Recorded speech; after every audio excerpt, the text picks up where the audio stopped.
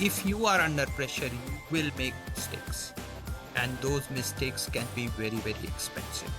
After all, cybersecurity or even IT is just a tool. And we need to use the tool to solve some problems. People don't realize that those attacks can happen to them as well. And how we can resolve them and then take that forward. Welcome to The Business Game, a podcast that moves the needle. Hey guys, before we get started today, we just want to take a moment to thank one of our sponsors, TraffTrack. If your traffic control, construction, or security crews are still juggling manual check-ins, scheduling, and resource deployment, you're leaving productivity on the table. TraffTrack's app automates shift assignments and timesheets in seconds. Visit trafftrack.com to see why over 1,000 industry professionals rely on it every day. And thanks again to TraffTrack for supporting The Business Game. Hello and welcome to The Business Game, a podcast that moves the needle. I'm Steve Plummer. And I'm Kalina Steno. Before we get started today, make sure you like and subscribe wherever you're listening. Today, we're joined by cybersecurity expert Shantanu Bhattacharya of CyberCure. Hi, Shantanu. How are you? Doing good, Steve and Kalina. How about you guys? Really good, thank you. Shantanu, to kick us off, tell us a little bit about you and your business, CyberCure.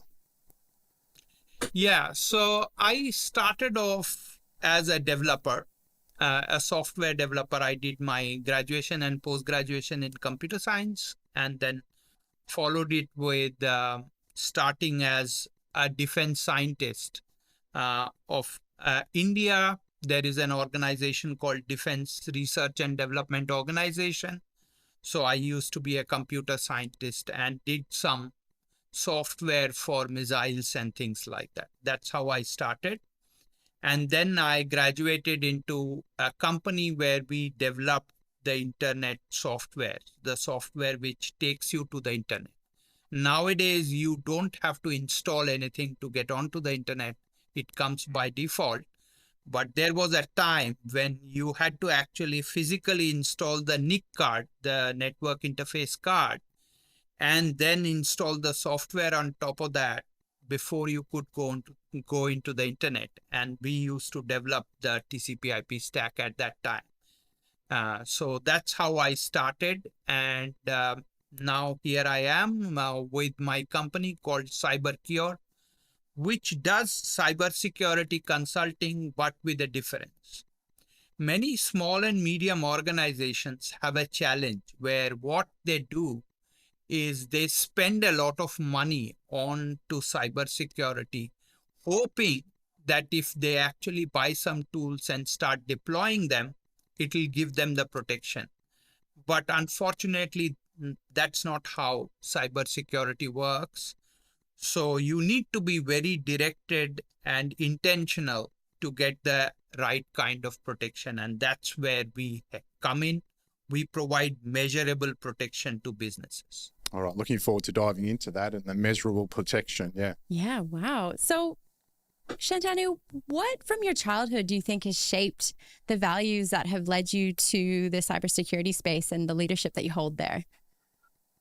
Yeah, so I come from India, and my father used to be in Indian Air Force. And as such, I was always brought up in a scenario where we had to look at friends and enemies kind of thing, because in India, we had some wars of our own in those days. And that made us have that mindset kind of thing. So yes, it did build some of that mindset for me right from childhood. Yes. Wow. Yeah, fascinating. It I love is. that dynamic, and you've brought that into your professional life. And all right, let's dive into that a little bit more. You've spent 25 years or more in this field. So looking back, Shantanu, what are some of the standout moments, the milestones in your career that you still view as really meaningful? Yeah. So actually, I was talking about the TCP/IP suite of products which we used to build. And when we built that, we used to sell it worldwide, and we won the TCP/IP suite actually won 42 international awards in its whole lifetime. And during my tenure, we won 17 of them. So yeah, so that was one major thing. And most of those awards came from the US actually at that time. So it was very well recognized. Then I had a time when I used to build what is called as the public key infrastructure suite of products. At that time, I used to be the chief architect for that. And that was used by the US President, then Bill Clinton, to sign the electronic signature bill. So make electronic signature bill a legal tender. Before that, you couldn't use electronic signature as in a legal document. So, yeah. Wow. And I think we can all agree that the electronic signature is very handy. Yeah. And so, obviously, with great success comes failures as well, and we learn from those. Do you have some big failures that you've come across that have been pivotal for you in your success? Yeah. So let me actually talk about a failure. I've had multiple failures. So I wouldn't say that I had success all along. So one of the recent failures was I was actually working for one of the Australian federal government agencies. And like many other organizations, they were struggling to figure out how to, at an enterprise level, see how the effect or impact of the investment into cybersecurity was. And it is not very easy to do that because different pockets might do different things in cybersecurity, but how do you measure how much is the cost, total cost, and how do you measure at the enterprise level what is the protection that you've got, what is the impact? And that was a struggle that we were having. And what we did out of that was I was summoned to do a particular project where I had to solve that problem along with the lead enterprise architect of the organization. And what we did was we came up with an organization which aligned the cybersecurity risks with the enterprise risks, which would map them. And so what happened is there were already enterprise risk owners for each of the risks that was there. So what happened then is once we did an cybersecurity project and found which are the pronounced risk areas, then the enterprise risk owner of those risk areas would do the funding for that project. And that way they were able to see how much was the investment and what was the protection which was brought. So that was a big change. So from that failure, we were able to actually turn it around into something which was very useful for the organization. Oh, awesome.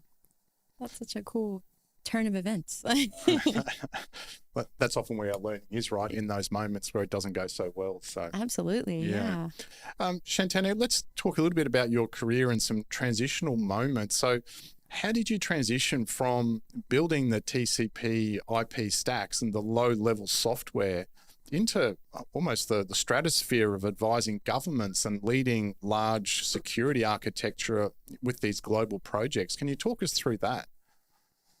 Yeah, sure. So basically, when I was fresh in the industry, I started off as a developer because I didn't have that mindset to actually, or even the skill set to understand what is required for an organization to do good cybersecurity. So when I started doing the development, then I honed my skills in development space. But as I became, for example, the chief architect for the PKI product suite and things like that, that is when I actually started learning how the business problems are more important than the technical ones. Mm-hmm.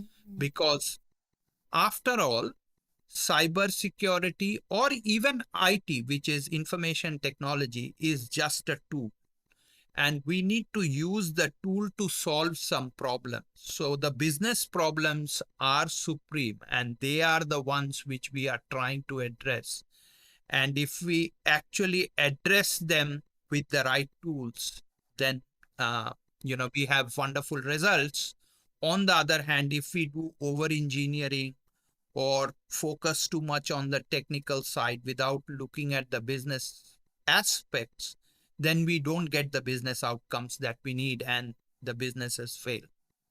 Speaking about business, with CyberCure, what was one of your biggest revenue growth years, and why do you think that happened?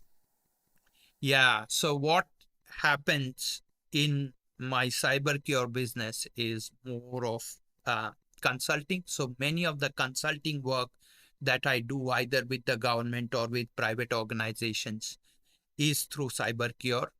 And so one of the major projects that I did, that I spoke about in terms of the changeover and things like that, that has come through consulting as well. I also on the side have a different business, which is products business, which is based on patent pending products and things like that, which go hand in hand.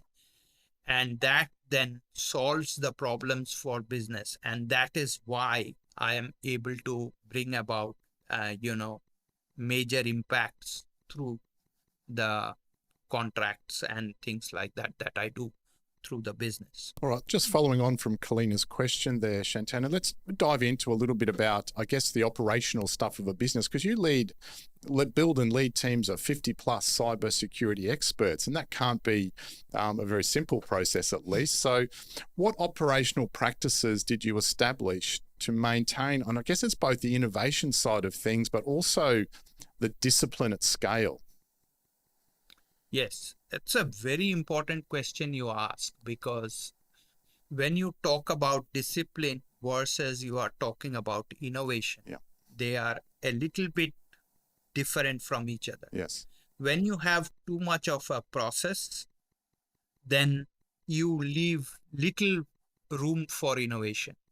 But at the same time, when you try to do innovation, then you have to break free from the process so that you can innovate and then bring back that process. So that is a very critical thing for any business to look at. When you look at a particular business, then you need to focus on where you want to innovate versus where you want to stick to the process. So there are some bread and butter areas where you would like to innovate, because that is where your value comes from. That is where you would actually allow more innovation to happen. But there are a lot of things which you would do run of the mill, which you need to do to make the business successful.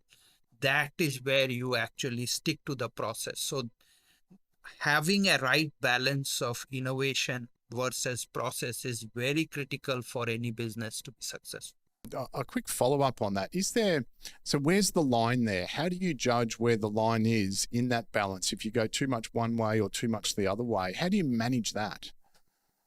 Yeah, so that is where the CXOs have to use their judgments as to where you actually stick to the process more versus where you can't stick to the process because you want to innovate.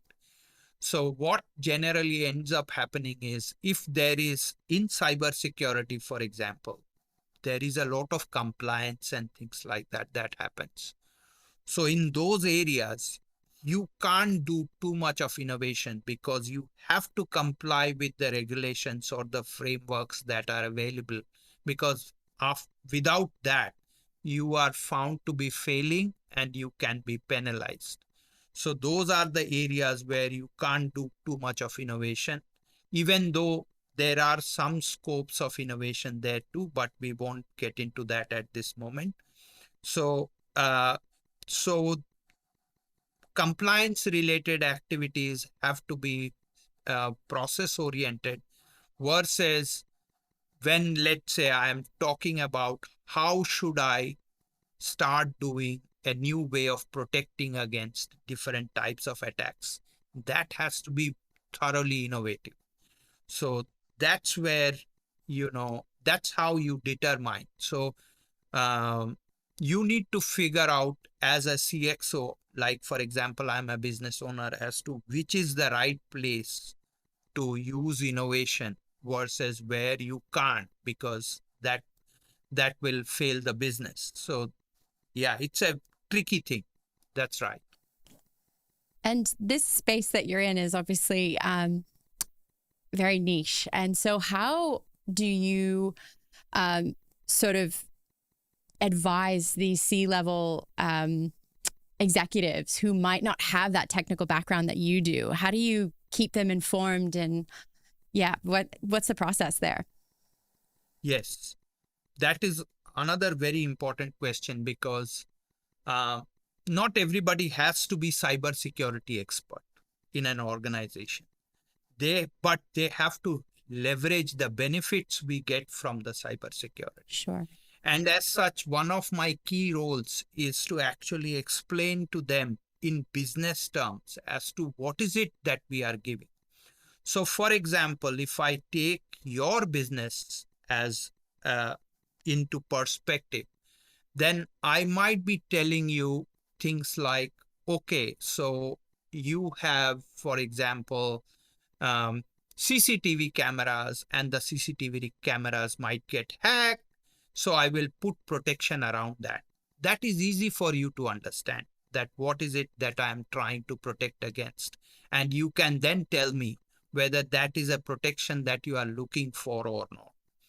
But if I went and told you, oh, well, I'm actually using the protocol number this, and with that protocol, this particular packet will come through and that can damage your CCTV camera, or it can take control of your CCTV camera, that is too complex and too technical, and that is not required. So I need to be able to differentiate between the technical details and the actual business outcomes that those technical steps provide. And that is very, very important, because if I get into the technical details, then I'm expecting that everybody should be aware of the technical details. And that is an unrealistic expectation from my point of view, because people need the services and people don't need to understand the technical details. Sure. But are you explaining to people too? Because I think even myself, I'm probably a bit naive in this space of how important cybersecurity is now more than ever. What's your take on that in terms of the future with cybersecurity and with the trajectory of AI, deepfakes, all of these things that are coming out? I think we really need to all be a little bit more honed in on the importance of cybersecurity. So how do you sort of address that with people and drumming in that importance? Yeah, so one of the very interesting thing about cybersecurity is most of the life uncertainties. So when we, let's say, go out of our home, we don't think that we might have an accident today, but we might still have one while we are driving. So I'm not wishing it on anyone, but that is how we are actually built as humans. Similarly, in cybersecurity, many organizations actually think that I will not get attacked, but my neighbors or competitors will. So that is sometimes a challenge in the cybersecurity industry, because people don't realize that those attacks can happen to them as well. So you have to balance as to how much you can educate a business versus where you expect the business is already mindful of some of the risks that they might have, and then actually go along with that. So that becomes a very critical part in when I get into an conversation.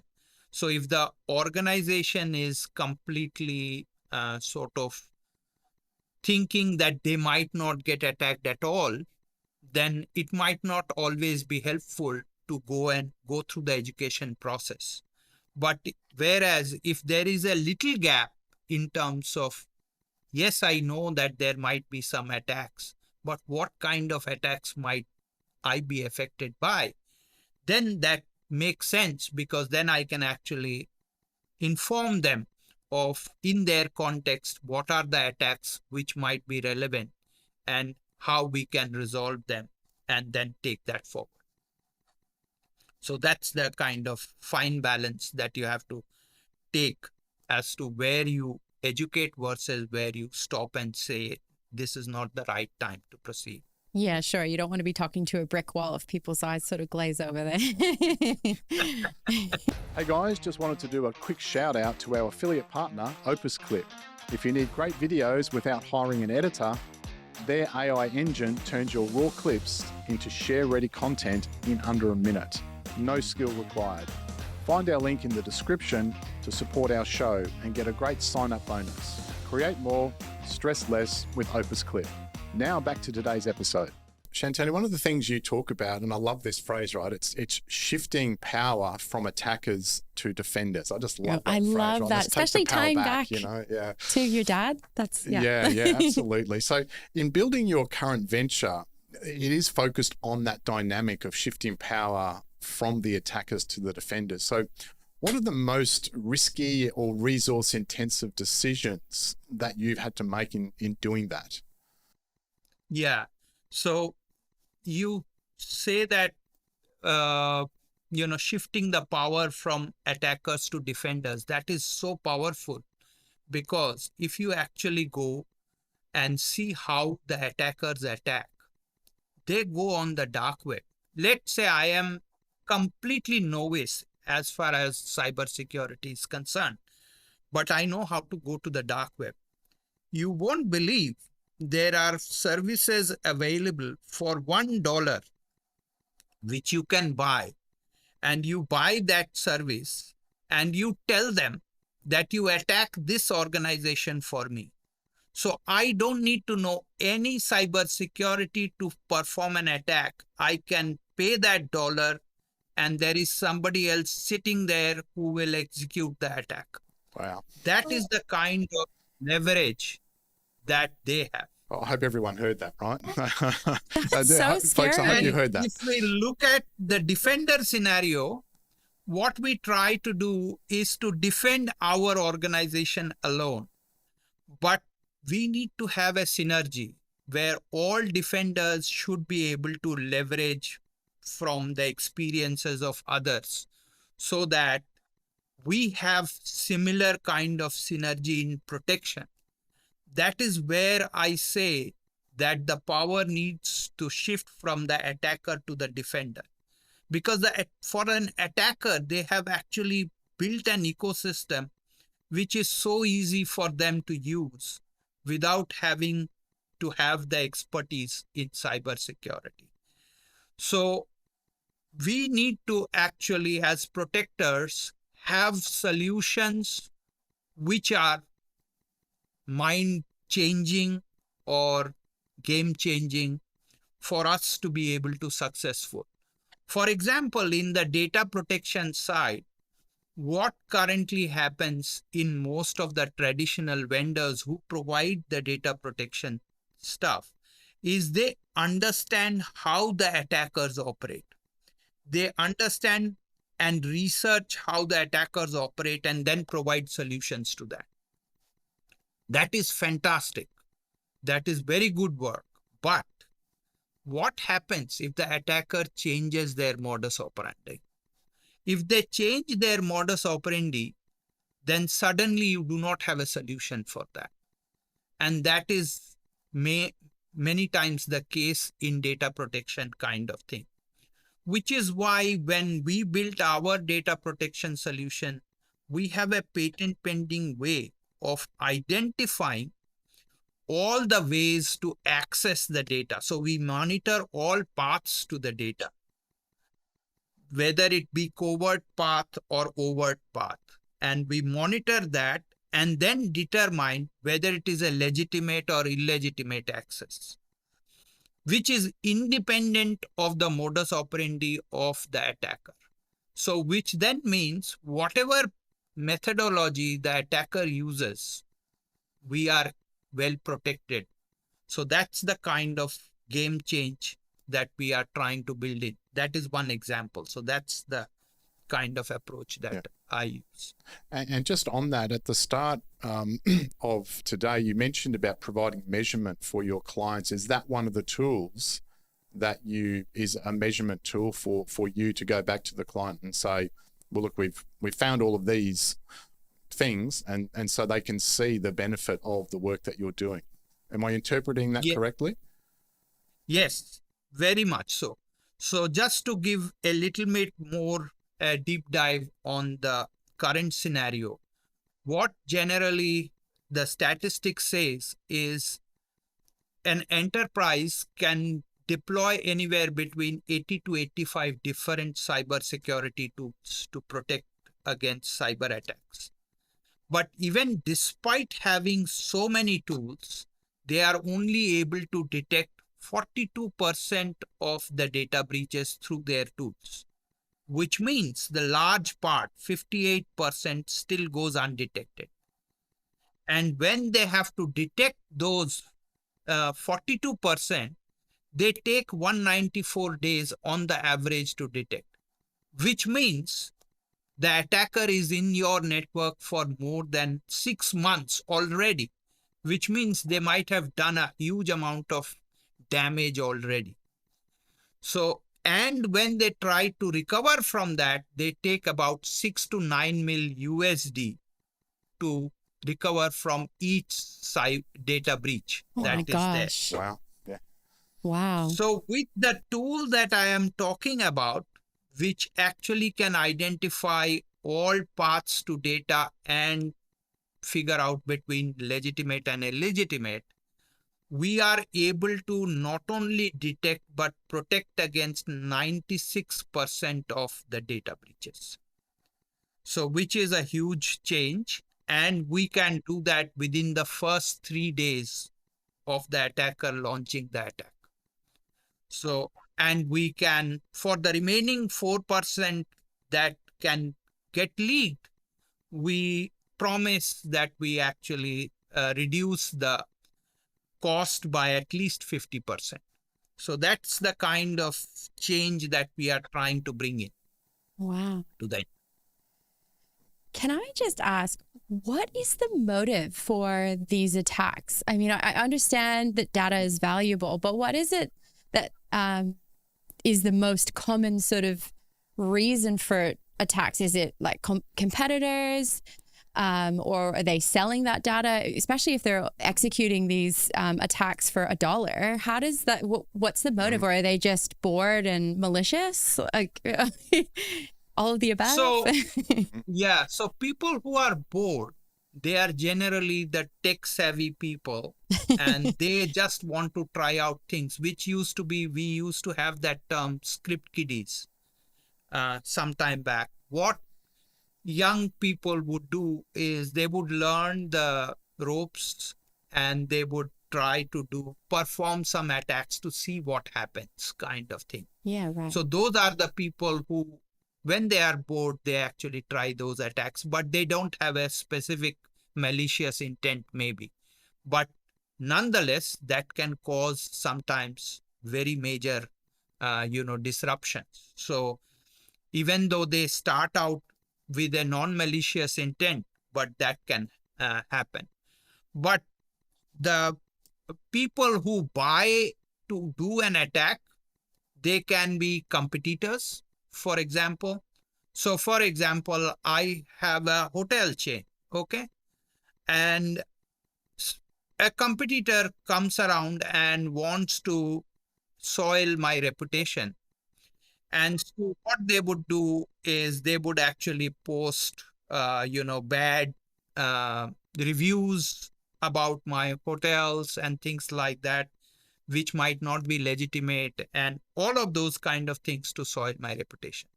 Other things they might do is they might deface my website and then, have completely different messages going through my website, which then can harm my reputation as well. So that is the competitor kind of thing. But now if you look at the Russia-Ukraine war, then what happens is Russia is constantly trying to find out what Ukraine is going to do tomorrow or the day after tomorrow. And they would like to protect themselves from all the stuff today, what is being used as attack mechanisms tomorrow or day after tomorrow. So that is another level of attack that happens. And that is a state level, you know. So there are many motivations of why attackers attack. There might be others who are financial fraudsters who, if I have a retail shop online, then they would like to take my customers' credit card numbers and run their own credit card transactions and don't have to pay for those transactions. So those kind of different motives are there for different types of attackers that are there. And there is no dearth of motivation, right? Because even if we look at our normal life, there are some people who would like to cause trouble in others' life. That is just some people attitude.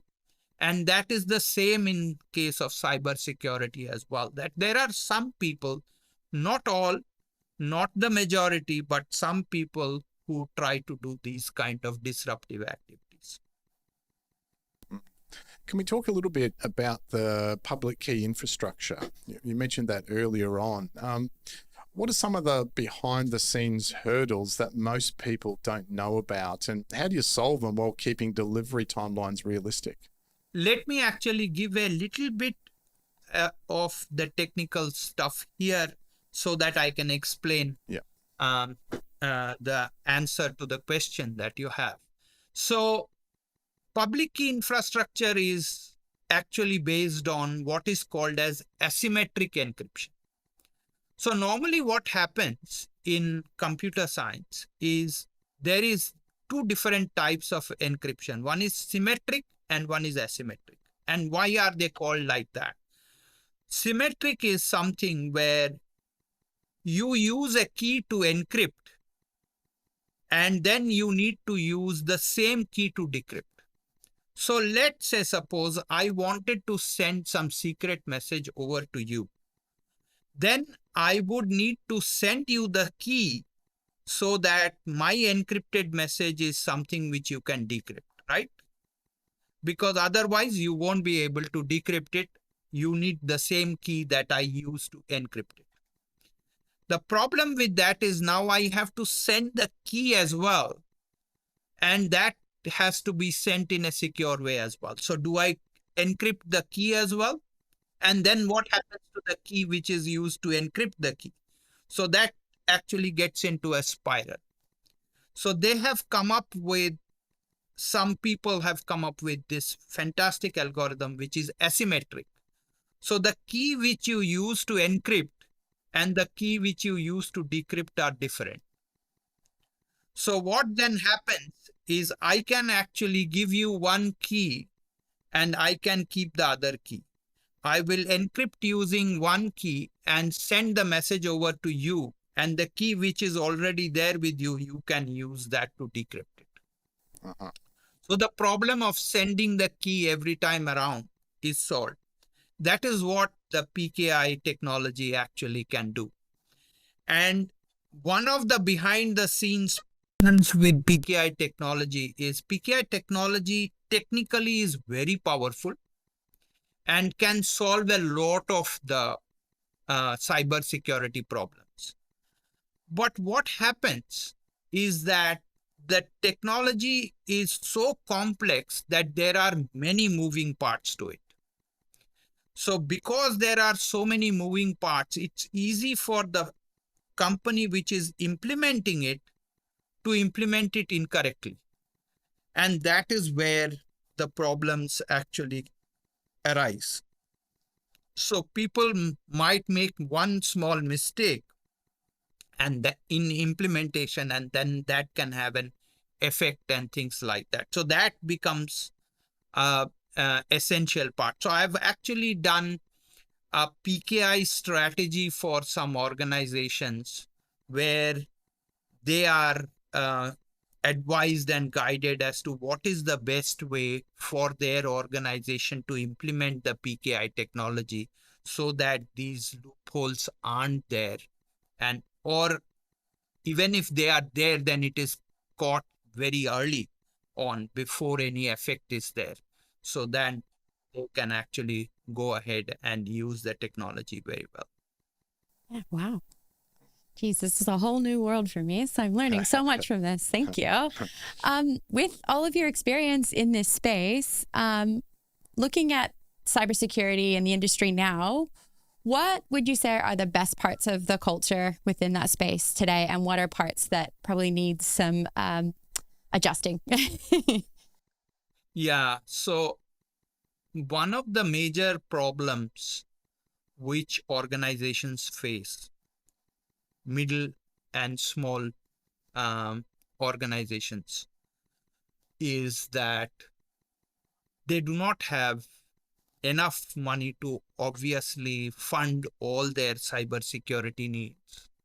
So what they should do is they should prioritize, and they should have somebody who can help them do that prioritization. Because if the prioritization is not done right, then they might be able to get some protection, but that protection might not be giving them the right kind of bang for the buck, if I can use that terminology. So that is the thing. And it is not actually only the small and medium size organizations which have this problem. You might have heard recently Microsoft had an attack on their XDR product. So even large organizations, and Microsoft is now more than $1 trillion organization. So they have the problem. Small and medium organizations have the problem. So the problem is there, and people need to be mindful of it, and they need to have that prioritization as to what is it that I need to focus on. I can't focus on everything. Similar to our household budgets, we can't buy everything what we like. We need to prioritize what is it that we can buy. I'm not talking about Elon Musk, who is now $500 billion worth, Yes, yeah. who can buy everything, but not everybody is like that. So in which case, then you need to prioritize as to what you can buy today and what you need to wait for or what you need to save for and those kind of things. Same thing goes with cybersecurity. Can we talk a little bit now about leadership? And you have a lot of experience in leading and managing teams and so forth. So I'd just love your thoughts about some lessons you've learned, one about leadership, but leadership under pressure in particular, because the stakes are high in the industry you work within, and when a breach or a threat demands rapid response, that can be a tense time, and as the leader you're held accountable. So what lessons have you learned about leadership under pressure? Yeah, so one of the things we constantly keep talking about and is very important is leadership under pressure. But what we need to be mindful of as a leader who is managing, let's say, a cyber incident, is that you are never under pressure. Because if you are under pressure, you will make mistakes. And those mistakes can be very, very expensive. I'll give you a very simple example, which is very counterintuitive. Is, let's say, suppose, God forbid, but let's say, suppose there is an attack on your company, cyber attack on your company.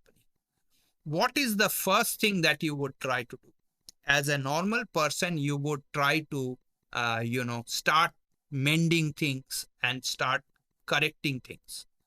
But that's not the best thing that you should do, because you need to be able to identify who the attacker is, and you need to prove that in the court. So there are several steps before you can collect all the evidences. And unless you have collected all the evidences, before you make some changes or the corrective steps, then that is the wrong thing.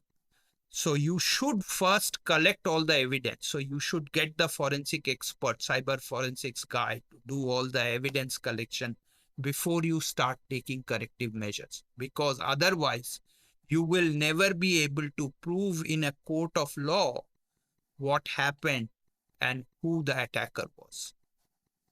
So if, let's say, if there is an attack and there is a damage, and if I came under pressure and I started doing corrective actions because I thought that I should have done that much earlier, and I start now doing that before collecting the evidence, then that is the wrong thing. So that is the most important thing. So if we take the example of the Optus CEO right now in Australia, he is being put under a lot of pressure, even to the extent that he should quit. And, he is not a good leader and all of that. So there will be situations when things go wrong, and it is not extraordinary for things to go wrong. Yes, we should not make the same mistakes repeatedly, but then mistakes do happen.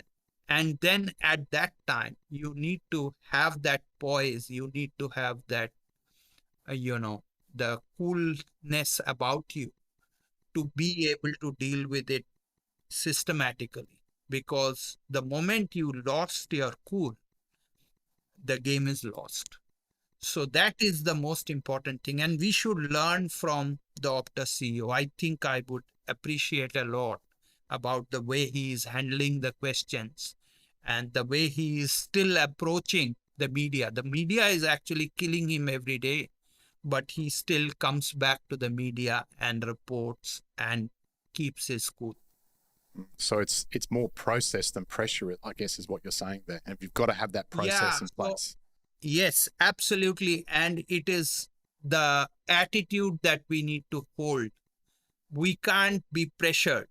Yes, there will be pressure, but we need to be able to sustain that pressure and still operate with systematic process and all of that in place.